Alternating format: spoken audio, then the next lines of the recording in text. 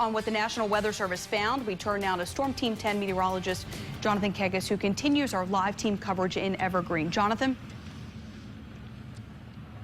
Good evening, guys. Yeah, the National Weather Service, as you mentioned, was out here in full force, but you don't need me or the Weather Service to tell you how destructive these tornadoes were, at least this one here in Evergreen. As you can see, the damage we've been showing you since last night. They do have a very, very important job, though, and that's how we now know how strong this tornado was. And again, behind me, you can see the destruction. Some of the things that they're looking for, not only the damage of itself, but how sturdy the homes are and what kind of structure it is. Say a mobile home is much more easily damaged than a sound structure, or a wood house versus a brick house. So that's some of the things that the National Weather Service takes into account when they try to determine just how strong that tornado is. After they go along and do the damage assessments, and then they try to find out where the tornado started by looking at radar imagery from when the storm was going on, and then just trying to find where the path started, measuring how long the track was and how wide that track was. In this case, this tornado was about 400 yards wide and about 13 miles long. You can see again the path of destruction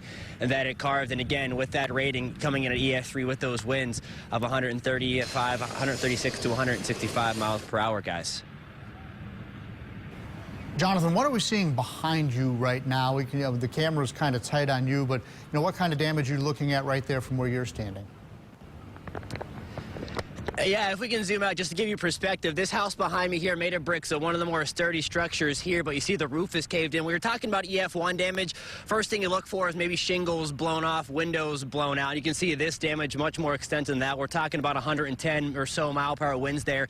That's more EF2. Back in the distance there, we can see the house. That is just completely devastated. The whole second floor blown off, collapsed coming in, and that's some of the EF3 damage that the National Weather Service found today. And again, that's those winds up to 165 miles per hour. Reporting live in Evergreen tonight, Jonathan Kegas, WSLS 10.